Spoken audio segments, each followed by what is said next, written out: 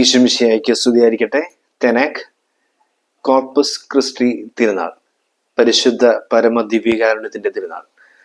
നമ്മൾ പെസഹ വ്യാഴാഴ്ചയാണ് പരിശുദ്ധ ദിവ്യകാരുണ്യത്തിന്റെ സ്ഥാപക ദിവസമായിട്ട് തിരുനാളായിട്ട് ആചരിക്കുന്നതെങ്കിലും നമ്മൾ ആഗോള സഭയിൽ പ്രത്യേകമാം വിധം ദിവ്യകാരുണ്യത്തോടുള്ള ഭക്തിയിലും ആദരവിലുമായിരുന്നുകൊണ്ട്, സ്നേഹത്തിലുമായിരുന്നുകൊണ്ട് നമ്മൾ ഒരു തിരുനാൾ ആഘോഷിക്കുവാനായിട്ട് തിരുസഭ ആഹ്വാനം ചെയ്യുന്നത് ഈ പെസഹ കാലം കഴിഞ്ഞു വരുന്ന കാലഘട്ടത്തിലാണ്.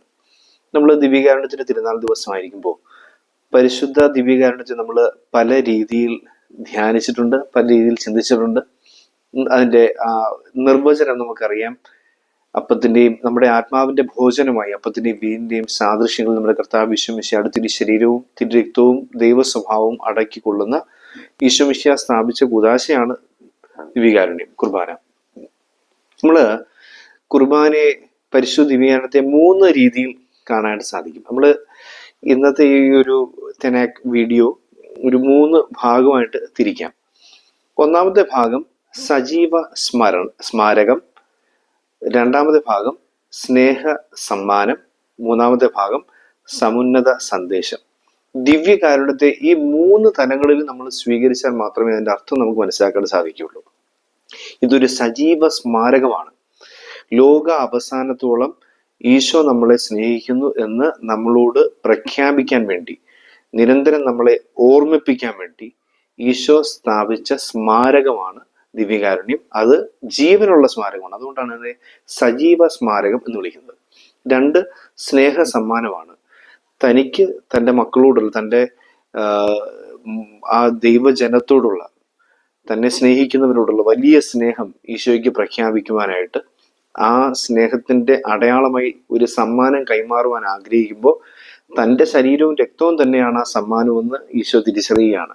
വേറെന്തെങ്കിലും ഒരു സമ്മാനം കൊടുത്തിട്ട് കാര്യമില്ല.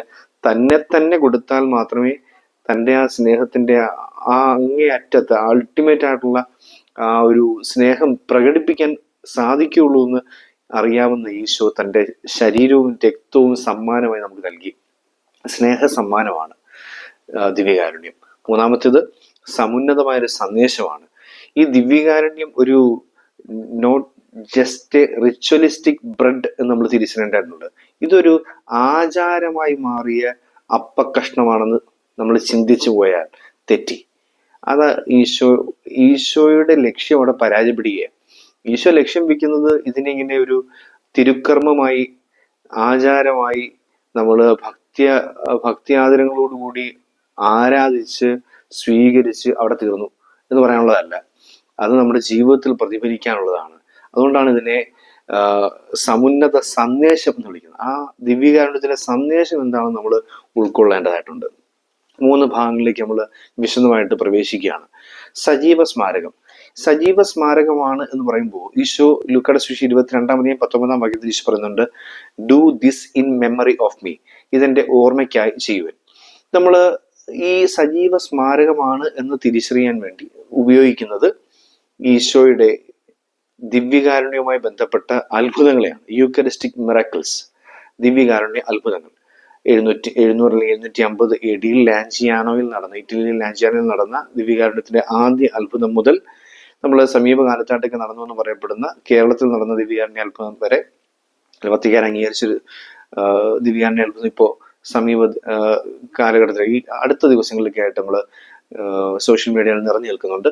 ആ ദിവ്യകാരുണ്യ അത്ഭുതം വരെ നമ്മൾ കഴിഞ്ഞ വർഷം ദിവ്യകാരുണ്യ തിരുനാളിന് ഒരു വ്യത്യസ്ത തരം 5 തരം ദിവ്യകാരുണ്യ അത്ഭുതങ്ങളെ കുറിച്ച് കണ്ടിരുന്നു. ദിവ്യകാരുണ്യം മാംസവും രക്തവുമായി മാറിയതിനെ കുറിച്ച്, ദിവ്യകാരുണ്യം കേടുകൂടാതിരിക്കുന്നതിനെ കുറിച്ച്, ദിവ്യകാരുണ്യം ഭക്ഷിച്ച് കാലങ്ങളോളം ജീവിച്ച, മറ്റു ഭക്ഷണമില്ലാതെ ജീവിച്ച വിശുദ്ധരെ കുറിച്ച്, അങ്ങനെ ഒരു 5 തരം ദിവ്യകാരുണ്യ അത്ഭുതങ്ങളെ കുറിച്ച് നമ്മൾ കഴിഞ്ഞ വർഷം കണ്ടത്. അപ്പൊ ഇവിടെ ദിവ്യകാരുണ്യ അത്ഭുതത്തില് മാംസവും രക്തവുമായി മാറിയ ദിവ്യകാരുണ്യത്തെ കുറിച്ചാണ് നമ്മൾ ഇന്ന് ചിന്തിക്കുന്നത്. മാംസവും രക്തവുമായി മാറിയ ദിവ്യകാരുണ്യ അത്ഭുതങ്ങളുടെ ഒരു 5 പ്രത്യേകത നമുക്ക് കാണാനായിട്ട് സാധിക്കും. ഒന്നാമത്തെ പ്രത്യേകത എന്ന് പറയുന്നത് ഹ്യൂമൻ മയോകാർഡിയൽ ടിഷ്യൂസ് ആണ് ഇതിൽ കാണാനായിട്ട് സാധിക്കുക. അതായത് ഒരു മനുഷ്യന്റെ ഹൃദയത്തിന്റെ മയോകാർഡിയൽ ടിഷ്യൂസ്, ഹൃദയ പേശികൾ ഉൾക്കൊള്ളുന്ന അല്ലെങ്കിൽ ഹൃദയത്തിന്റെ ഉള്ളറയുടെ ഭിത്തി ഉള്ളൊരു കഷ്ണമാണ് ദിവ്യകാരുണ്യമായിട്ട് മാറിയിരിക്കുന്നത്. ദിവ്യകാരുണ്യം മാംസമായി മാറിയപ്പോൾ അത് സയന്റിഫിക് സ്റ്റഡീസ് നടത്തി, ശാസ്ത്രീയ പഠനങ്ങൾ നടത്തിയപ്പോൾ മനസ്സിലാക്കാൻ സാധിക്കുന്നത് ഇങ്ങനെ രക്തം പമ്പ് ചെയ്യുന്ന എന്നതിന് വേണ്ടിയുള്ള പ്രധാന ഭാഗമായ മയോകാർഡിയൽ ടിഷ്യൂ, ഹൃദയ ഭിത്തിയിൽ നിന്നുമുള്ള ഒരു കഷ്ണമാണ് നമുക്ക് ദിവ്യകാരുണ്യം മാംസമായി മാറിയപ്പോൾ കാണാൻ സാധിക്കുക. അതായത് നമ്മൾക്ക് വേണ്ടി രക്തം പകർന്നു നൽകുവാൻ വെമ്പി നിൽക്കുന്ന ഹൃദയത്തിന്റെ ഒരു കഷ്ണമാണ് നമ്മൾ സ്വീകരിക്കുന്ന ദിവ്യകാരുണ്യം, നമ്മൾ സ്വീകരിക്കുന്ന കുർബാന എന്ന് പറയുന്നത്. ഇത് അതൊരു ജീവനുള്ള രീതിയിൽ തന്നെയാണ് ആ യൂക്കറിസ്റ്റിക് മിറക്കിൾസുകൾ കാണാനായിട്ട് സാധിച്ചത്. അതിങ്ങനെ വർഷങ്ങൾക്ക് മുമ്പ് മരിച്ചുപോയ ഒരാളുടെ ഉണങ്ങിപ്പോയ ഹൃദയഭിത്തിയായിട്ടല്ല, ഇപ്പൊ ജീവിച്ചിരിക്കുന്ന ഒരാളുടെ പ്രവർത്തിച്ചു കൊണ്ടിരിക്കുന്ന ഹൃദയഭിത്തി പോലെയാണ് കാണാനായിട്ട് സാധിക്കുക. രണ്ടാമത്തെ പ്രത്യേകത എന്ന് പറയുന്നത് ഇത് ജീവനുള്ള ടിഷ്യൂസ് ആയിരുന്നു. ഈ പറയുന്ന പേശികൾക്ക് ജീവൻ തുടിക്കുന്നുണ്ടായിരുന്നു. അതിന് ശ്വേത ധവള രക്താണുക്കൾ എന്ന് പറയുന്നുണ്ട്. വെള്ള രക്താണുക്കളും വൈറ്റ് ബ്ലഡ് കോർപ്പസൽസും റെഡ് ബ്ലഡ് കോർപ്പസൽസും ഉൾക്കൊള്ളുന്നതായിരുന്നു ഈ ജീവനുള്ള ടിഷ്യൂ എന്ന് പറയുന്നത്. ഇതിങ്ങനെ ഹീമോഗ്ലോബിനൊക്കെ അടങ്ങുന്ന രീതിയിൽ ജീവിച്ചിരിക്കുന്ന ഒരാളുടെ ഹാർട്ട് ടിഷ്യൂസ് പോലെയാണ് അത് കാണാൻ സാധിച്ചത്. അതാണ് രണ്ടാമത്തെ. അതായത് ജീവനുള്ള ദിവ്യകാരുണ്യമാണ്. ദിവ്യകാരുണ്യം സ്വീകരിക്കുമ്പോൾ മനസ്സിലാകും ജീവനുള്ള ഈശോയുടെ തിരുഹൃദയമാണ് നമ്മൾ ഭക്ഷിക്കുന്നത് എന്നുള്ളതാണ് രണ്ടാമത്തെ പഠനം. മൂന്നാമത്തത് ഇത് ഈ blood group AB blood group ആയിരുന്നു. AB ബ്ലഡ് ഗ്രൂപ്പ് പ്രത്യേകത എന്താണെന്ന് ചോദിച്ചു കഴിഞ്ഞാൽ അത് യൂണിവേഴ്സൽ ഡോണർ അല്ല. യൂണിവേഴ്സൽ ഡോണർ നെഗറ്റീവ് ആണ്, പക്ഷെ യൂണിവേഴ്സൽ റിസീവർ ആണ്. അതായത് ഈ ബ്ലഡ് ഗ്രൂപ്പ് ഒരു കാര്യം നമ്മളോട് വിളിച്ചു പറയുന്നുണ്ട്. അതായത് നിങ്ങളെ എല്ലാവരെയും ഉൾക്കൊള്ളാൻ, ഒരു വേർതിരിവുമില്ല, നിങ്ങളെ എല്ലാവരെയും ഉൾക്കൊള്ളാൻ പറ്റുന്നൊരു ഹൃദയമാണ് എനിക്കുള്ളത് എന്ന് സൂചിപ്പിക്കാൻ വേണ്ടിയാണ്. എവിടെയൊക്കെ യൂക്കറിസ്റ്റിക് മിറക്കിൾ നടന്നിട്ടുണ്ടോ അവിടെ എല്ലാം മാംസവും രക്തവുമായി മാറിയ ദിവ്യകാരുണ്യത്തെ പരിശോധിക്കുമ്പോൾ ഈ സെയിം പഠനമാണ് കിട്ടിയെന്നുള്ളതാണ് വളരെ പ്രധാനപ്പെട്ട മറ്റൊരു മിറക്കിൾ. വേറെ വ്യത്യാസങ്ങളൊന്നുമില്ല. ഇറ്റലിയിൽ നടന്നപ്പോഴത്തേക്ക് അങ്ങനെ, മെക്സിക്കോയിൽ നടന്നപ്പോൾ വേറെ രീതിയിൽ, അർജന്റീനയിൽ നടന്നപ്പോൾ വേറെ. അർജന്റീന, മെക്സിക്കോ, ഇറ്റലിയൊക്കെയാണ് പ്രധാനമായിട്ടും ഉള്ള ദിവ്യകാരുണ്യ അത്ഭുതങ്ങൾ എന്ന് പറയപ്പെടുന്നത്. 1996-ലും 2006-ലും ഒക്കെ ആയിട്ട് നടന്ന ദിവ്യകാരുണ്യ അത്ഭുതങ്ങൾ. ഇവിടെയൊക്കെ നടന്ന ദിവ്യകാരുണ്യ അത്ഭുതങ്ങളിലെല്ലാം സെയിം ശാസ്ത്രീയ തെളിവുകളാണ് നമുക്ക് ലഭിച്ചിട്ടുള്ളത്. അതിൽ പറയുന്നത് AB ബ്ലഡ് ഗ്രൂപ്പ് എന്ന് പറയുമ്പോൾ, AB പോസിറ്റീവ് ബ്ലഡ് ഗ്രൂപ്പ് എന്ന് പറയുമ്പോൾ യൂണിവേഴ്സൽ റിസീവർ ആണത്.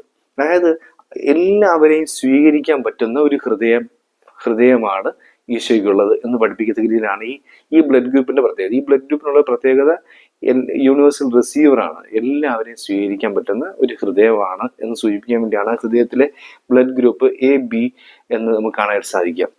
വീണ്ടും നാലാമത്തെ പ്രത്യേകത എന്താണെന്ന് ചോദിച്ചു കഴിഞ്ഞാൽ വർഷങ്ങൾ കഴിഞ്ഞ്, നൂറ്റാണ്ടുകൾ കഴിഞ്ഞു, 700 AD നടന്നു എത്രായിരം വർഷങ്ങൾ കഴിഞ്ഞിട്ടും ഈ പറയുന്ന ദിവ്യകാരുണ്യം മാംസവും രക്തവുമായി മാറിയത് ഇപ്പോൾ പരിശോധിച്ചാലും ഇതേ റിസൾട്ട് തന്നെയാണ് കിട്ടുന്നത്. അതായത് ജീവനുള്ള ഹൃദയത്തിന്റെ റിസൾട്ടാണ്. ലിക്വിഡ് ബ്ലഡ് ആയിട്ടൊക്കെ കാണാൻ സാധിക്കുക എന്ന് പറയുന്നത് അതൊരു ജീവനുള്ള ഹൃദയം ആയിട്ടാണ് നമുക്ക് കാണാനായിട്ട് സാധിക്കുക. അതിന്റെ ശാസ്ത്രീയ പരിശോധനകൾ അങ്ങനെയാണ്. നമുക്ക് ഇപ്പൊ നടക്കുന്ന ദിവ്യകാരുണ്യ അത്ഭുതങ്ങൾ എടുത്തു നോക്കിയാലും ഇതേ റിസൾട്ട് തന്നെ വീണ്ടും കാണാനായിട്ട് സാധിക്കുകയും ചെയ്യും. ഇതാണ് ജീവനോടുകൂടി ഞാൻ നിങ്ങളോടൊപ്പം ഉണ്ട് എന്ന് ഈശോ നമ്മളെ സ്നേഹം കൊണ്ട് ഓർമ്മിപ്പിച്ചുകൊണ്ടിരിക്കുന്നു എന്നുള്ളതാണ് ദിവ്യകാരുണ്യം. ഈ ദിവ്യകാരുണ്യ അത്ഭുതം നടന്ന ദിവ്യകാരുണ്യത്തിൽ മാത്രമല്ല, ദിവ്യകാരുണ്യ അത്ഭുതം ഒന്നും നടക്കാതെ, യൂക്കറിസ്റ്റിക് മിറക്കിൾ ഒന്നും നടക്കാതെ നമ്മുടെ സാധാരണ ദേവാലയങ്ങളിൽ നമ്മൾ എല്ലാ ദിവസവും ദിവ്യബലിയിൽ സ്വീകരിച്ചുകൊണ്ടിരിക്കുന്ന ദിവ്യകാരുണ്യത്തിനും ഇതൊക്കെ തന്നെയാണ് പ്രത്യേകതകളായിട്ടുള്ളത്. പക്ഷെ ഈശോ അതിങ്ങനെ ഇടയ്ക്കിടയ്ക്ക് റിമൈൻഡ് ചെയ്യാൻ, ഓർപ്പിക്കാൻ വേണ്ടി മാത്രം അവിടെ ഇങ്ങായിട്ട് ഈ യൂക്കറിസ്റ്റിക് മിറക്കിൾ നടക്കുന്നു. നമ്മൾ ചിന്തിക്കരുത് ഈ ദിവ്യകാരുണ്യ അത്ഭുതം നടന്ന സ്ഥലത്ത് മാത്രമേ കർത്താവിന്റെ തിരുശരീരവും തിരുരക്തമായിട്ട് ഈ അപ്പം മാറുന്നുള്ളൂ ചിന്തിക്കാൻ പാടില്ല. വിശ്വാസത്തിന്റെ കണ്ണുകൾ കൊണ്ട് ഈശോയുടെ തിരുശരീരവും തിരുരക്തവുമായിട്ട് നമ്മൾ സ്വീകരിക്കുന്ന, നമ്മുടെ നാവിൽ നമ്മൾ സ്വീകരിച്ചുകൊണ്ടിരിക്കുന്ന ദിവ്യകാരുണ്യത്തിനും ഇതേ പ്രത്യേകതകൾ തന്നെയാണ് ഉള്ളത് നമുക്ക് മനസ്സിലാക്കാൻ സാധിക്കും. വീണ്ടും അഞ്ചാമത്തെ ഒരു പ്രത്യേകത എന്ന് പറയുന്നത് ഇത് DNA പരിശോധനയുമായിട്ട് ബന്ധപ്പെട്ടുള്ളതാണ്. അതിന്റെ പരിശോധന അനുസരിച്ച് ഈ എക്സ് ക്രോമസോംസ് എന്ന് പറയപ്പെടുന്നത് യഥാർത്ഥത്തിൽ സ്ത്രീകളുടെ ഫീമെയിൽ ക്രോമസോമാണ്. XY ക്രോമസോം എന്ന് പറയുന്നത് മെയിൽ ക്രോമസോമാണ്.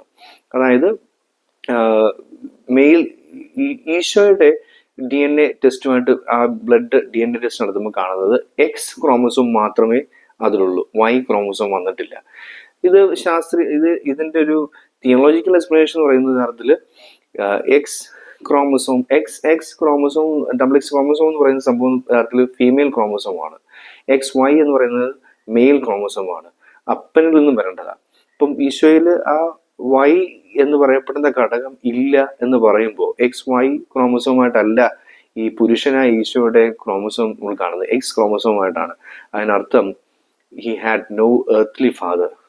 ഒരു മനുഷ്യനായ പിതാവ് അല്ല ഈ ജനനത്തിന്റെ കാരണക്കാരൻ. ദൈവത്തിന്റെ ഇടപെടലാണ്. മനുഷ്യനായ ഒരു പുരുഷന്റെ ഇടപെടൽ, പുരുഷന്റെ ശാരീരിക ഇടപെടൽ ഈ ജനനത്തിൽ ഉണ്ടായിരുന്നുവെങ്കിൽ ഈ ക്രോമസോം XY ക്രോമസോമായിട്ട് വന്നേനെ. പക്ഷെ ഇത് എക്സ് ക്രോമസോം മാത്രമാണ്. കാരണം മറിയത്തിന്റെ ശരീരം മാത്രമേ ഉപയോഗിക്കപ്പെട്ടിട്ടുള്ളൂ.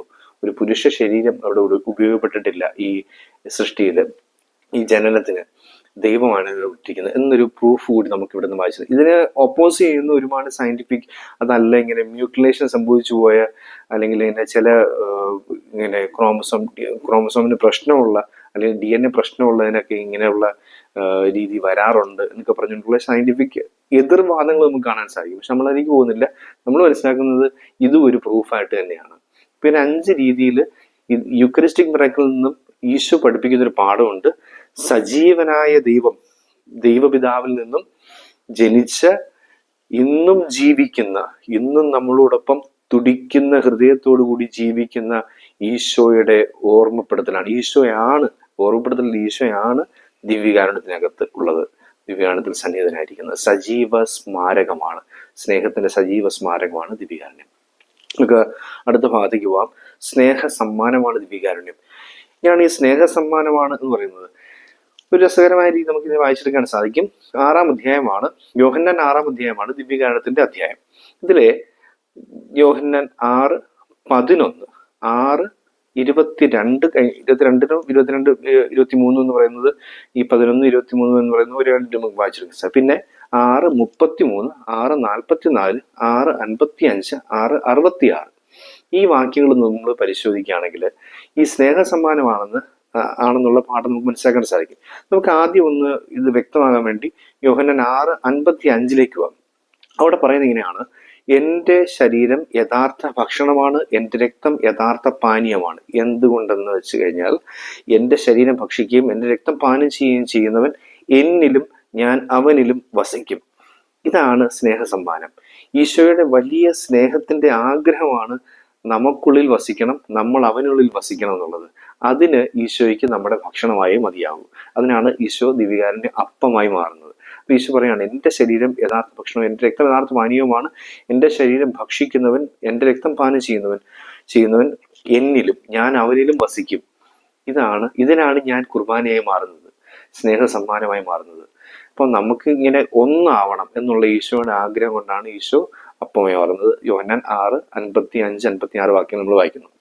ഇനി നമ്മൾ യോഹന്നാൻ 6:11 നമുക്ക് പോകാം. 6:11 ഈശോ അപ്പം വർദ്ധിപ്പിക്കുന്ന സംഭവമാണ്. ഈശോ ഇങ്ങനെ അപ്പം എടുത്തു, കൃതജ്ഞതാ സ്തോത്രം ചെയ്തു. യൗക്കറിസ്തെയിൻ എന്ന ഗ്രീക്ക് വാക്കിൽ നിന്നുമാണ് യൂക്കരിസ്റ്റ് എന്ന വാക്ക് വന്നിരിക്കുന്നത്. നന്ദി അർപ്പണം എന്നാണ് ആ വാക്കിനർത്ഥം. എന്താണ് ഈ നന്ദി അർപ്പണം? അത് തന്നെയാണ് നമ്മൾ 6:22 ഈശോ ഇങ്ങനെ മറുകരയിൽ നിന്ന് ഇക്കരയിലേക്ക് വരുമ്പോഴത്തേക്ക് അവിടെ വള്ളങ്ങൾ വേറെ ഇല്ലായിരുന്നു. അപ്പൊ ഈശോ വള്ളത്തിലല്ല വന്നതെന്ന് നമുക്ക് പിടികിട്ടി.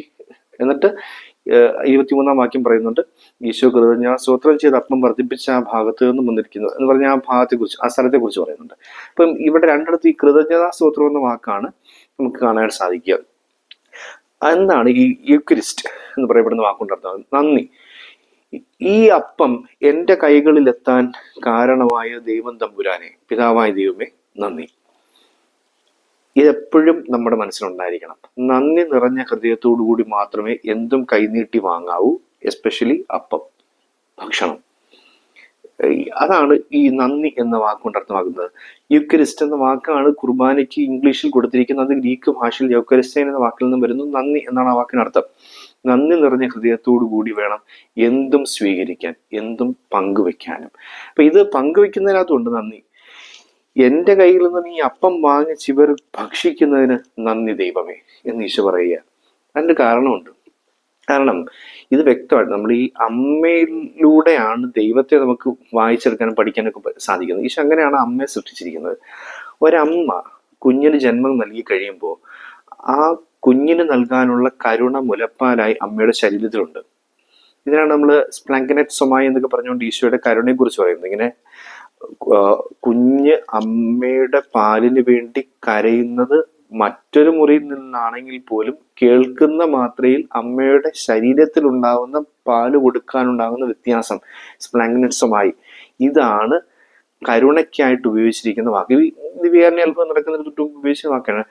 അവന് അവരുടെ മേൽ അനുകമ്പ തോന്നി, കമ്പാഷൻ തോന്നി എന്ന് പറയുന്നതിന് ഉപയോഗിച്ചിരിക്കുന്ന വാക്ക് ഈ പാല് കൊടുക്കണം എന്നുള്ള വാക്കാണ്. അത് പിന്നെയാണ് നമ്മൾ ഈ അപ്പം വർദ്ധിപ്പിച്ചിരുന്ന സംഭവം കാണുന്നത്. അപ്പൊ ഈ അമ്മ പാല് കൊടുക്കാൻ പോയി ഈ വെള്ളയപ്പം തിരുവോസ്തി അമ്മയുടെ മുലപ്പാല് പോലെ, ഈശോയുടെ മുലപ്പാല് പോലെ നമ്മൾ സ്വീകരിക്കേണ്ടതാണ്. ഈശോ യഥാർത്ഥത്തിൽ മാതൃ സ്വഭാവത്തോടെ നിൽക്കുന്ന ഒരു ദൈവമാണ്, പുരുഷനാണെങ്കിൽ പോലും. അപ്പൊ നമ്മൾ എന്താണ് ഈ പാല് കൊടുക്കുമ്പം പാല് കുടിക്കുന്ന കുട്ടിയോട് അമ്മയ്ക്ക് നന്ദിയുണ്ട്. പാല് എൻ്റെ ശരീരത്തിൽ തന്ന ദൈവത്തോട് നന്ദിയുണ്ടെന്ന് മാത്രമല്ല, പാല് കുടിക്കുന്ന കുട്ടിയോട് അമ്മയ്ക്ക് നന്ദിയുണ്ട്. അതായത് ഈശോയുടെ കുർബാന ദിവ്യകാരുണ്യം സ്വീകരിക്കുമ്പം ഈശോയ്ക്ക് നമ്മളോട് നന്ദിയുണ്ട്. എന്താണ് സംഭവിക്കുന്നത്? അതായത് ഈ അമ്മയുടെ ശരീരത്തിൽ മുലപ്പാലുണ്ട്, ഈ കുഞ്ഞ് ഈ പാല് കുടിക്കുന്നില്ല എന്നിരിക്കല്, കുഞ്ഞ് മരിച്ചുപോയി, അല്ലെങ്കിൽ കുഞ്ഞ് പാല് കുടിക്കുന്നില്ല, കുഞ്ഞിന് പാല് വലിച്ചു കുടിക്കാൻ പറ്റുന്നില്ല എന്നുണ്ടെങ്കിൽ ഈ ബ്ലഡ് സക്കിങ് എക്യുപ്മെന്റ് ഒക്കെ ഉണ്ട്, പമ്പൊക്കെ ഉണ്ട്.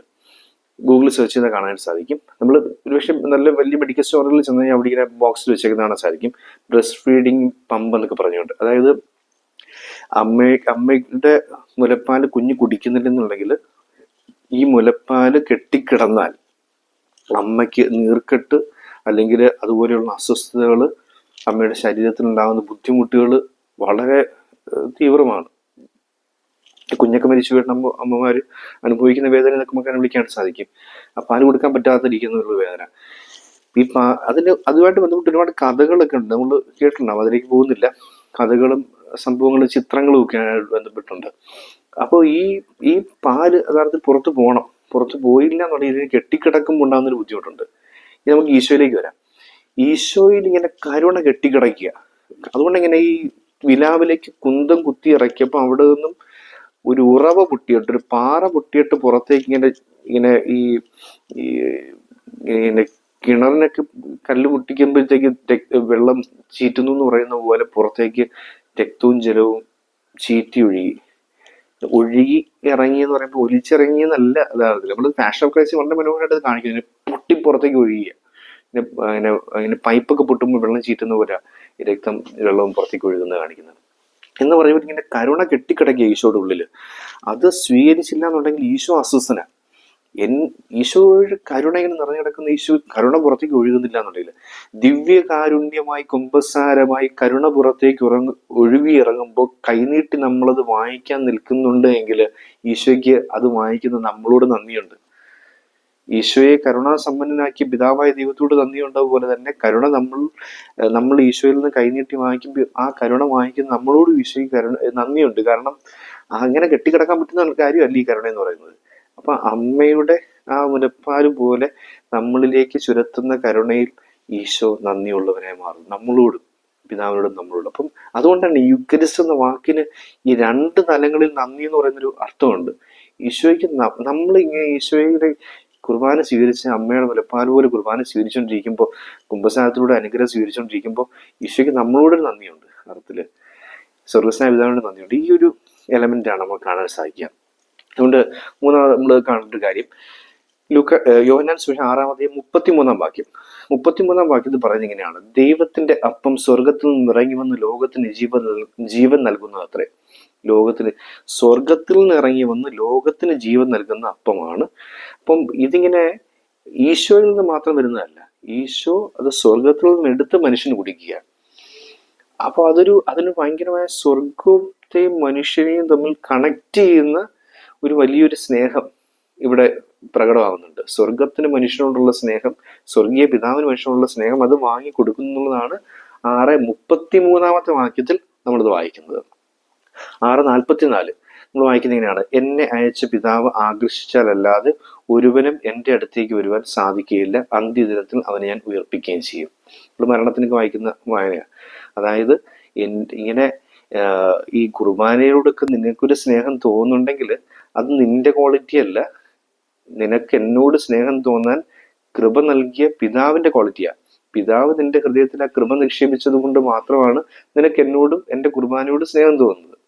ഒരു വലിയ കൃപയാണ്. കുർബാനയോടും കുമ്പസാരത്തോടും നമുക്ക് സ്നേഹം തോന്നുന്നുണ്ടെങ്കിൽ അത് നമ്മുടെ ക്വാളിറ്റി അല്ല, അത് പിതാവായി ദൈവം നൽകിയിരിക്കുന്ന കൃപയാണെന്ന് മനസ്സിലായി. കുറെ പേർക്ക് അത് കിട്ടിയിട്ടില്ല, അതുകൊണ്ടാണ് അവർക്ക് കുമ്പസാരിക്കാനും കുർബാന സ്വീകരിക്കാനും തോന്നാത്തത്. ആ കൃപയ്ക്കായിട്ട് നമ്മൾ ആദ്യം പ്രാർത്ഥിക്കാന്നുള്ളത്. അപ്പൊ ഈ കൃപ കിട്ടിക്കഴിയുമ്പോഴത്തേക്ക് നമ്മൾ ഈശോയുടെ അടുത്തേക്ക് വരിക. ഈശോ പറയാ, അങ്ങനെ വന്ന് കുർബാന സ്വീകരിച്ച് നീ ജീവിച്ചാൽ അന്ത്യദിനത്തിൽ ഞാൻ നിന്നെ ഉയർപ്പിക്കുകയും ചെയ്യും. അന്ത്യദിനത്തിൽ ഞാൻ ഉയർപ്പിക്കുകയും ചെയ്യും. Bread of resurrection, life giving bread of resurrection, ഇങ്ങനെയാണ് നമുക്ക് ഇതിനെ വായിച്ചെടുക്കാൻ സാധിക്കുക. 6-54 വാക്യത്തിൽ ഈശോ ആവർത്തിക്കുന്നുണ്ടത്. പിന്നെ നമ്മൾ 6-66 വാക്യം, 6-66 വാക്യം ഒരു അപകടം പിടിച്ച വാക്യമാണ്. അതിൽ 666 യോഹന്നാൻ തന്നെ എഴുതിയ വെളിപാടിലെ സാത്താന്റെ സംഖ്യ. ഇത് മനസ്സിലാക്കാൻ സാധിക്കാറുന്ന കുറെ പേർ അവനെ വിട്ടുപോയി, പിന്നീട് അവർ ഒരിക്കലും അവനോടൊപ്പം നടന്നില്ല. അതാണ് 6-66 വാക്യം. പക്ഷെ 67 വാക്യത്തിൽ ഈശോ ചോദിക്കുന്നുണ്ട്, നിങ്ങളും എന്നെ വിട്ടു പോകുന്നുണ്ട്. അപ്പൊ 68 വാക്യത്തില് പത്രോസ് ശിഷ്യന്മാർക്ക് വേണ്ടി പ്രതിനിധിയായി എന്നുകൊണ്ട് ഈശോ പറയുകയാണ്, ഞങ്ങൾ ആരുടെ അടുത്തേക്ക് പോകാനാ, നിത്യജീവന്റെ വാക്കുകൾ നിന്റെ പക്കലാണല്ലോ. നിത്യജീവന്റെ വാക്കുകൾ കൊണ്ട് ഒപ്പിടപ്പെട്ട് നൽകപ്പെട്ടിരിക്കുന്ന അപ്പമാണ് നിന്റെ ദിവ്യകാരുണ്യം എന്ന തിരിച്ചറിവോടുകൂടി പത്രോസ് സംസാരിക്കുന്നത് നമുക്ക് കാണാൻ സാധിക്കുക. ഈശോ എന്നിട്ട് തുടർന്നുള്ള വാക്യം നമ്മൾ വായിക്കുന്നത് 69 വാക്യം കേട്ട് നമ്മൾ വായിക്കുന്ന ഇതാണ്. 69 വാക്യം നമ്മൾ വായിക്കുന്ന ഇതാണ്, നിങ്ങളിത് മനസ്സിലാക്കിയിട്ടുണ്ട്, പക്ഷെ നിങ്ങൾ 12 പേർക്കും ഞാൻ പറഞ്ഞു തന്ന ഈ പാഠം ഒരാൾ മനസ്സിലാക്കിയിട്ടില്ല. അവൻ പിശാചാണ്. പണത്തിന് പിന്നാലെ പോകുന്നവൻ ഇതിനെ വെറും ആചാരമായി മാത്രം കാണുന്നു. അവൻ അപ്പം ഭക്ഷ്യം ചെയ്തിരിക്കും, പക്ഷെ നിങ്ങൾ മനസ്സിലാക്കിയ പോലെ കുർബാനയെ അവൻ മനസ്സിലാക്കിയിട്ടില്ല എന്ന് യൂദാസിനെ കുറിച്ച് പറയുന്നൊരു ഭാഗം കൂടിയുണ്ട്. സ്നേഹം ലംഘിച്ച് പണത്തെ സ്നേഹിച്ചു പോയവന് എന്നെ മനസ്സിലാക്കാൻ പറ്റത്തില്ല എന്നൊരു പാഠം കൂടി അവിടെ പഠിപ്പിക്കും. അപ്പൊ സ്നേഹസമ്മാനമാണ് ദിവ്യകാരുണ്യം എന്ന് പഠിപ്പിക്കുന്ന വാക്യങ്ങളാണ് 6:11, 6:23, 6:33, 6:44, 6:55, 6:66, 68 വാക്യങ്ങൾ നമ്മൾ വായിച്ചത്. ഈ വാക്യങ്ങൾ ഇങ്ങനെ ഓർത്തിരിക്കാൻ എളുപ്പത്തിലാണ് ആ വാക്യങ്ങൾ ഇങ്ങനെ പറഞ്ഞത്. അപ്പോൾ ഇതെല്ലാം സൂചിപ്പിക്കുന്നൊരു കാര്യമുണ്ട്, ഈശോയുടെ ദിവ്യകാരുണ്യം സ്നേഹ സമ്മാനമാണത്, നന്ദിയാണ്. ഈശോയ്ക്ക് ദൈവപിതാവിനോടും നമ്മളോടും ഉള്ള നന്ദി, നമുക്ക് ഈശോയോടും ദൈവപിതാവിനോടും തോന്നേണ്ട നന്ദിയാണ് യൂക്കറിസ്റ്റ്. ഇനി നമ്മൾ അവസാന ഭാഗത്തേക്ക് വരികയാണ്, സമുന്നത സന്ദേശം. This is not just a ritualistic bread. ഒരു ആചാര അപ്പമായി ഈ കുർബാനയെ കണ്ടാൽ പോയി. ഈ ഇതുവരെ പറഞ്ഞ കാര്യങ്ങളെല്ലാം ഞങ്ങൾ പാലിക്കുന്നുണ്ട്. ഈ പറയുന്നൊരു കാര്യം വളരെ പ്രധാനപ്പെട്ട സമുന്നത സന്ദേശമാണ് ദിവ്യകാരുണ്യം. ദിവ്യകാരുണ്യത്തിന്റെ സന്ദേശം നമുക്ക് പിടിയിട്ടില്ല എന്നുണ്ടെങ്കിൽ ബ്രെഡ് ഓഫ് ജസ്റ്റിസ്, നീതിയുടെ അപ്പമാണ് ദിവ്യകാരുണ്യം. അപ്പം സൃഷ്ടിച്ചിട്ടില്ല ദൈവം, മനുഷ്യനെ സൃഷ്ടിച്ച ദൈവം വീണ്ടും ഒരു മനുഷ്യനെ സൃഷ്ടിക്കുന്നില്ല, മനുഷ്യനെ പുനഃസൃഷ്ടിക്കുന്നുണ്ട്, അവനെ പുതുക്കി പണിയുന്നുണ്ട്. നിക്കോദേമോസിനോടൊക്കെ പറയുന്ന പോലെ നീ വീണ്ടും ജനിക്കുക എന്ന് പറയുന്നുണ്ട്. എന്ന് പറഞ്ഞ പോലെ അപ്പം വീണ്ടും സൃഷ്ടിക്കാൻ ദൈവം തുനിയുന്നില്ല. അപ്പമില്ല, ഉണ്ടാവട്ടെ എന്ന് പറഞ്ഞാൽ അപ്പം ഉണ്ടാക്കാൻ, കല്ലിൽ നിന്നും അപ്പം ഉണ്ടാക്കാൻ ദൈവത്തിന് സാധിക്കും. അത് പിശാചിന്റെ ഒരു പരീക്ഷ പോലുമായിരുന്നു. ഈശോ അതിനെ അതിജീവിച്ചതുമാണ്, വാക്കുകൊണ്ടാ ജീവിക്കുന്നു പറഞ്ഞുകൊണ്ട്. ഈശോ 5000-ഓളം വരുന്ന മനുഷ്യർ തൻ്റെ മുമ്പിൽ നിൽക്കുമ്പോൾ അവർക്ക് നൽകാൻ അപ്പമില്ലാത്തതിന്റെ പേരിൽ, ഇന്നത്തെ സുവിശേഷം അതാണ്, അപ്പമില്ലാത്തതിന്റെ പേരിൽ കല്ലുകളുടെ അപ്പമാക്കാനായിട്ട് ഈശോയ്ക്ക് നിഷ്പ്രയാസം സാധിക്കും. പക്ഷേ ഈശോ അത് ശ്രമിക്കുന്നില്ല. പകരം ഈശോ പറയുന്നത്, നിങ്ങളുടെ കയ്യിൽ എത്ര അപ്പമുണ്ട് അത് കൊണ്ടുവരിക, ഷെയർ ഇറ്റ്. നിങ്ങൾ പങ്കുവെക്കുമ്പോൾ സമൃദ്ധി ഉണ്ടാകും. ഇതാണ് ദിവ്യകാരുണ്യം. ദിവ്യകാരുണ്യം എന്തിനാണ് ഈ മുറിച്ച് എടുക്കുന്നത് കുർബാന സമയത്ത്? ഇത് മുറിച്ച് ഭാഗിച്ച് ശിഷ്യന്മാർക്ക് കൊടുത്തു. Share it, break it and share it. മുറിച്ച് പങ്കുവെക്കാൻ പറ്റുന്നൊരു രീതിയിൽ നിന്റെ ജീവിതം വളർന്നിട്ടില്ല എങ്കിൽ നീ ഇന്നോളം സ്വീകരിച്ച കുർബാനകളൊക്കെ അർത്ഥശൂന്യം. മുറിച്ച് പങ്കുവെക്കാൻ പറ്റാത്ത രീതിയിൽ നിന്റെ ജീവിതം വളർന്നിട്ടില്ലെങ്കിൽ നീ ഇന്നോളം സ്വീകരിച്ച കുർബാനയൊക്കെ അർത്ഥശൂന്യം എന്ന് പഠിപ്പിക്കുന്ന വ്യക്തമാണ്. ഇതിനകത്ത് ഈശോ പഠിപ്പിക്കുന്നതിനാണ് ഈ ബാർലിയപ്പം കൊണ്ടുവരുന്നത്. 5 ബാർലിയപ്പം ഉണ്ടായിരുന്നു പറഞ്ഞു. ഈ ബാർലിയപ്പം എന്താണെന്ന് വെച്ചാൽ പാവപ്പെട്ടവന്റെ അപ്പമാണ്, ഗോതമ്പപ്പം അല്ലത്. ബാർലിയപ്പം തീരെ പാവപ്പെട്ടവന്റെ അപ്പമായിട്ടാണ് പറയുന്നത്. അതുകൊണ്ട് അവിടെ വ്യക്തമായും യോഹന്നാൻ എഴുതി വെക്കുന്നുണ്ട് 5 ബാർലിയപ്പം ഉണ്ടായിരുന്നു. പാവപ്പെട്ടവന്റെ 5 അപ്പം ഉണ്ടായിരുന്നു, അവൻ പങ്കുവെച്ചപ്പോൾ അവിടെ സമൃദ്ധി ഉണ്ടായി.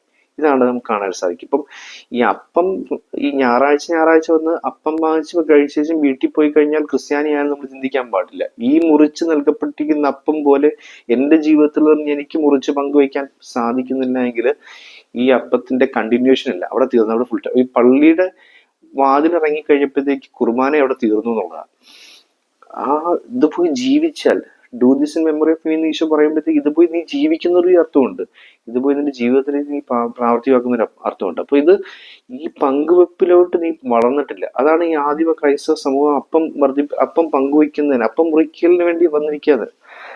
സത്യത്തിൽ അതിൻ്റെ ഒരു റിച്വലിസ്റ്റിക് രീതിയേക്കാൾ അന്ന് അവർ റിച്വൽ ഉണ്ടായിരുന്നത് കൂദാശയായിരുന്നു, സാക്രമെന്റ് ആയിരുന്നു. പക്ഷെ അതിനേക്കാൾ അവർ ഫോക്കസ് ചെയ്തൊരു കാര്യം ഇല്ലാത്തവന് കൊടുക്കാൻ വേണ്ടി ഉള്ളവൻ അപ്പം ഇവിടെ കൊണ്ടുവരട്ടെ എന്നുള്ളതാണ്. എല്ലാവരും ഒരുമിച്ച് വരിക, ഉള്ളവനും ഇല്ലാത്തവനും ഒരുമിച്ച് വരിക, അപ്പം ഇവിടെ പങ്കുവയ്ക്കപ്പെടട്ടെ എന്നുള്ളതാണ്. ഇവിടെ ഇതിന് വേറൊരു സംഭവമുണ്ട്. എല്ലാവരും ഭക്ഷിച്ച് തൃപ്തരായി കഴിഞ്ഞപ്പോൾ ശേഷിച്ച കഷ്ണങ്ങൾ അവർ ശേഖരിച്ചു. അത് 12 കുട്ട നിറയുണ്ടായിരുന്നു. അതായത് ആരും ഇത് സഞ്ചിയിലാക്കി വീട്ടിൽ കൊണ്ടുപോയില്ല. ഭക്ഷിച്ച് തൃപ്തരായി കഴിഞ്ഞപ്പോൾ ബാക്കി വന്നതാ. ഭക്ഷിച്ച് തൃപ്തരായി കഴിഞ്ഞ് ആവശ്യത്തിനുള്ളത് സഞ്ചിയിലും കൂടെ ആക്കി വെച്ചതിന് ശേഷം ബാക്കി വന്നത് 12 കുട്ട നിറയെ സ്വീകരിച്ചു എന്നല്ല അവിടെ പറയുന്നത്. ഭക്ഷിച്ച് തൃപ്തരായി അന്നന്ന് വേണ്ട അപ്പത്തെക്കുറിച്ച് മാത്രം ചിന്തിക്കുന്ന നീതിബോധം നിനക്കുണ്ടായിരിക്കട്ടെ. ബാക്കി നീ ശേഖരിച്ച് വെച്ചിരിക്കുന്നതൊക്കെയും ശൂന്യമായ വേറൊരുവന്റെ പാത്രത്തിൽ ചെന്നെത്തേണ്ടതായിരുന്നു എന്നുള്ള ഓർമ്മപ്പെടുത്തല്. നീ സംഭരിച്ച് വെക്കുന്നതെല്ലാം ഇന്ന് ശൂന്യമായിരിക്കുന്ന ഒരു പാത്രത്തിൽ ചെന്നെത്തേണ്ടിയിരുന്നതായിരുന്നു എന്ന തിരിച്ചറിവ്. അതാണ് നീതിബോധം എന്ന് പറയുന്നത്. ഇത് വ്യക്തമാക്കുന്നതാണ് ഈ യൂക്രിസ്റ്റ് എന്ന് പറയപ്പെടുന്നത്, കുർബാന എന്ന് പറയുന്നത്.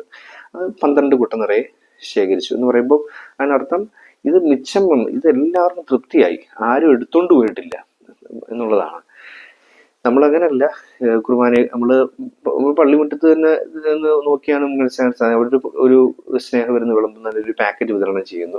നമ്മൾ അവിടെ നിന്ന് ഭക്ഷിച്ച് തൃപ്തിയായി എന്നുള്ളതല്ല, അല്ലെങ്കിൽ നമുക്കുള്ള ഒരു പാക്കറ്റ് വാങ്ങിച്ചു പോകുക എന്നുള്ളതല്ല. നമ്മൾ ചെയ്യുന്ന പരിപാടി, നമ്മളൊരെണ്ണം വാങ്ങിച്ചു, അവിടെ നിന്ന് കഴിച്ചു, 2 വാങ്ങിച്ചു പോക്കറ്റിൽ കയറ്റി, 3 കൂടെ കിട്ടുമെങ്കിൽ വേറൊരു കവറും കൂടെ അടുത്ത കടയിൽ നിന്ന് വാങ്ങിച്ചു, അതും കൂടെ. ഇതൊരു ബേസിക് നേച്ചറാണ്. ഇത് ഈ പൊതിച്ചോറുമായിട്ട് ബന്ധപ്പെട്ട് മാത്രമുള്ളൊരു കാര്യമല്ല. നമ്മുടെ ജീവിതത്തിലുടനീളം നമ്മൾ വെട്ടിപ്പിടിക്കാൻ ശ്രമിക്കുന്ന, വഴിവിട്ട രീതിയിലുള്ള സംഭരിക്കാൻ ശ്രമിക്കുന്ന, അഴിമതി കാണിക്കുന്നതൊക്കെ ഇങ്ങനെ സ്വരുക്കൂട്ടാൻ വേണ്ടിയുള്ള, അതിനെതിരെയുള്ള ഒരു പാഠമാണ്, സമുന്നത സന്ദേശമാണ് ദിവ്യകാരുണ്യം. നിന്റെ ആർത്തിക്കെതിരെയുള്ള പാഠമാണ് പങ്കുവെക്കുന്ന 5 ബാർലിയപ്പം എന്ന് പറയുന്നത്, കുർബാന എന്ന് പറയുന്നത്. ഇതാണ് നമ്മൾ നോക്കേണ്ടത്. ഇതിന്റെ ഒരു മുന്നോടിയുണ്ട്, ഒരു മുന്നാസ്വാദനമുണ്ട് നമുക്ക്. അത് മന്നയിലെ കാണാൻ സാധിക്കുക. മന്ന എന്താ സംഭവിക്കുന്നത്? മന്നയ്ക്ക് ഒരു പ്രത്യേകത ഉണ്ടായിരുന്നു. ഈ കൂടാരവാതിൽക്ക് പൊടിമഞ്ഞ് പോലെ പെയ്തിറങ്ങിയ മഞ്ഞ് പിറക്കാൻ പുറത്തേക്ക് ഇറങ്ങുമ്പോൾ നിന്റെ വീട്ടിൽ എത്ര പേരുണ്ടോ അവർക്കുള്ള മഞ്ഞ് മാത്രം എടുക്കണം. ഇത്തിരി കുറഞ്ഞു പോയാലും കുഴപ്പമില്ല, കൂടാരത്തിനകത്തെത്തി തുറന്നു നോക്കുമ്പോൾ നിങ്ങൾക്ക് കഴിക്കാനുള്ളത് അതിനകത്ത് ഉണ്ടായിരിക്കും. ഇനി അധികം നീ എടുത്തുകൊണ്ട് പോയിട്ട് കാര്യമൊന്നുമില്ല, അകത്ത് ചെല്ലുമ്പോൾ അത് പുഴുവരിച്ചു പോകും, കിട്ടത്തില്ല, അതിന് കഴിക്കാൻ പറ്റത്തില്ല. ഇതാണ് മന്നയുടെ പ്രത്യേകത. മന്നയുടെ ഒരു അത്ഭുതകരമായ പ്രത്യേകതയായത്, നിനക്കാവശ്യമുള്ളതിൽ കൂടുതൽ നീ ഒരു കൂടക്കകത്ത് എടുത്തുകൊണ്ട് നിന്റെ കൂടാരത്തിനകത്ത് പോയിട്ടുണ്ടോ, നിനക്ക് കഴിക്കാൻ പറ്റത്തില്ല, അത് പോവും, നിന്റെ കയ്യിൽ നിന്ന് പോവും. കൃത്യം മന്നയെ കുറിച്ച് പറയുന്ന പഴയ നിയമ ബൈബിൾ പാസേജ് എടുത്ത് വായിച്ചു നോക്കിയ രസകരം, ഒരു 10 രസകരമായ സംഭവങ്ങളിൽ മന്നയിൽ നമുക്ക് വായിച്ചെടുക്കേണ്ട സംഭവങ്ങളുണ്ട്. മുമ്പ് തന്നെ ആക്ടിവിറ്റി പറഞ്ഞിട്ടുള്ളതാണ്. അതിലൊന്നിതാ നീതിയാ. നീ എടുത്തോണ്ട് പോയി. അതുപോലെ തന്നെ സാപത്ത് ദിവസം മഞ്ഞ പെയ്യത്തില്ല, നീ പുറത്തേക്ക് ഇറങ്ങണ്ട, അതിന് തലേ ദിവസം നിനക്ക് ഭക്ഷിക്കാനുള്ള മഞ്ഞ കൂടി നിനക്ക് എടുക്കാം, അത് കേടാകത്തില്ല, അതോട്ടിരിക്കും, കാരണം അടുത്ത ദിവസം കഴിക്കാനുള്ളത് നിനക്കുള്ളതാണ്. പക്ഷെ വേറൊരുവനെ എടുക്കാൻ വേണ്ടി ദൈവം സ്വർഗത്തിൽ നിന്നും അളന്നു കുറിച്ച് പൊഴിച്ചിറക്കിയിരിക്കുന്ന ഈ മഞ്ഞ നീ അധികമായി എടുത്ത് നിന്റെ കൂടയ്ക്കകത്ത് വെച്ച് കൂടാരത്തിൽ കൊണ്ടുപോയാൽ നിനക്ക് തിന്നാൻ പറ്റത്തില്ല, അത് പോവും, നിന്റെ കയ്യിൽ നിന്ന് പോവും. ഒരാൾക്ക് കിട്ടിയില്ല, നീ എടുത്തോണ്ട് പോയതിന്റെ പേരിൽ ഒരാൾക്ക് കിട്ടിയില്ല, കുറവളവ് മന്നയുമായി ഒരാൾ കൂടാരത്തിനകത്തേക്ക് വന്നാലും അയാൾ വിഷമിക്കണ്ട, ദൈവം തന്നോളൂ. നീതിയുടെ അപ്പം. ഇതാണ് കുർബാന പഠിപ്പിക്കുന്നത്. ഈ നീതിയുടെ പാഠം പഠിക്കാതെ ഇതിനെ വെറും ആചാരമായി മാത്രം, റിച്വലിസ്റ്റിക് ബ്രെഡായി മാത്രം ഇതിനെ യൂക്രിസ്റ്റിനെ കാണാൻ ശ്രമിച്ചിട്ടുണ്ടെങ്കിൽ തെറ്റി, നീ ഒരു ക്രിസ്ത്യാനിയല്ല. അങ്ങനെ കുർബാന സ്വീകരിച്ചിട്ട് കാര്യവുമില്ല. ഇതാണ് നമ്മൾ ഇവിടെ നിന്ന് മനസ്സിലാക്കേണ്ടത്. എമാവൂസിലേക്ക് പോവാം.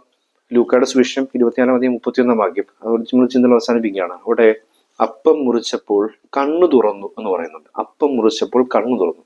ഈ കണ്ണു തുറന്നതിനെ കുറിച്ച് യോഹന്നാൻ 9:17 തന്നെ നമ്മൾ വീണ്ടും വായിക്കുന്നുണ്ട്. ഇതിന് സമാനമായ സീലോഹ കുളവുമായിട്ട് ബന്ധപ്പെട്ട് നമ്മൾ വായിക്കുന്ന സംഭവമാണ് 9:17. മർക്കോസ് 8:24 കണ്ണു തുറന്നതിനെ കുറിച്ച് ഒരു ഭാഗം വായിക്കുന്നുണ്ട്. ഈശോ തുപ്പൽ കൊണ്ട് ചെളിയുണ്ടാക്കി അവന്റെ കണ്ണിൽ സ്പർശിച്ചു, കഴുകിക്കളഞ്ഞു, നോക്കാൻ പറഞ്ഞു. അത് നോക്കിയപ്പോൾ കാണുന്നൊരു കാര്യം, മനുഷ്യരെ കാണുന്നുണ്ട്, പക്ഷെ മരങ്ങളെ പോലെ ഇരിക്കുന്നു. മനുഷ്യനെ മരമായി കാണുന്ന നീതിബോധമില്ലായ്മയുടെ കാഴ്ച തെളിയിക്കാൻ കുർബാന അപ്പം മുറിക്കപ്പെടുമ്പോൾ നിന്റെ കണ്ണു തുറക്കും. വചനം കൊണ്ട് അഞ്ജനം എഴുതിയ കണ്ണുകൾ കുർബാന അപ്പം മുറിക്കുമ്പോൾ അത് കണ്ടുകൊണ്ട് നിൽക്കുന്ന കണ്ണുകൾ ഒരു കാര്യം തിരിച്ചറിയേണ്ടതായിട്ടുണ്ട്. എനിക്കായി സകലതും ത്യജിച്ച് സ്വർഗത്തിൽ നിന്നും മനുഷ്യനായി പിറന്ന് ഭൂമിയിൽ ജീവിച്ച് എനിക്ക് വേണ്ടി പീഡകൾ സഹിച്ച് മുറിയപ്പെട്ട് പങ്കുവെക്കപ്പെട്ട ദിവ്യകാരുണ്യമായ ഈശോയുടെ ആ അപ്പം മുറിയുന്ന കാഴ്ചയിൽ ഹൃദയം തുറക്കുന്ന, കരുണ ഒഴുകുന്ന രംഗം ഉള്ളിൽ സ്വീകരിച്ചിട്ട് നിന്റെ കണ്ണും തുറക്കട്ടെ. നിനക്ക് മനുഷ്യനെ മരമായി കാണാതെ മനുഷ്യനെ കാണാൻ സാധിക്കട്ടെ. അതാണ് നീതിബോധം. ആണ് നീതിയുടെ അപ്പം എന്ന് പറയുന്നത്. നമുക്ക് കുർബാനയെ ഈ 3 തലങ്ങളിൽ വായിച്ചെടുക്കാൻ ശ്രമിക്കാം. ഒന്നുകൂടുന്ന് ഓടിച്ച് മൊത്തം പറയാനുള്ളൊരു സമയമില്ലെന്നുള്ളത് കൊണ്ട് ടൈറ്റിലുകൾ മാത്രം ഒന്നുകൂടെ പറയാം. സജീവ സ്മാരകമാണ് ദിവ്യകാരുണ്യം, സ്നേഹ സമ്മാനമാണ് ദിവ്യകാരുണ്യം, സമുന്നത സന്ദേശമാണ് ദിവ്യകാരുണ്യം, നീതിയുടെ സന്ദേശമാണ് ദിവ്യകാരുണ്യം. ഇതിനെ വെറും ആചാരമായോ കുർബാനയ്ക്കകത്ത് നമ്മൾ ഭക്ഷിച്ചു, പ്രസാദം വാങ്ങിച്ച് ഭക്ഷിച്ചു പോകുന്ന പോലെ കഴിച്ചിട്ട് പോകാനുള്ളതായോ മാത്രം കാണുന്നുണ്ടെങ്കിൽ കുർബാനയെ നമ്മൾ മനസ്സിലാക്കിയിട്ടില്ല. എന്തുകൊണ്ട് ഇത് സജീവ സ്മാരകമാണെന്നും എങ്ങനെ അവൻ സ്നേഹപൂർവ്വം സമ്മാനം നൽകിയെന്നും അതെങ്ങനെ നമ്മുടെ ജീവിതത്തിന് ഉതകുന്ന സമുന്നത സന്ദേശമായി നമ്മൾ സ്വീകരിക്കണമെന്നും മനസ്സിലാക്കുന്നില്ല എങ്കിൽ കുർബാനയെ നമ്മൾ മനസ്സിലാക്കിയിട്ടില്ല. കുർബാനയെ യഥാർത്ഥമായി മനസ്സിലാക്കി ആരാധിച്ച് ഭക്ഷിച്ച് ജീവിക്കാനുള്ള, ആരാധിക്കാനും ഭക്ഷിക്കാനും ജീവിക്കാനുള്ളതാണ് കുർബാന എന്നുള്ള ബോധ്യത്തിൽ നമുക്കായിരിക്കും. ദൈവം അനുഗ്രഹിക്കട്ടെ.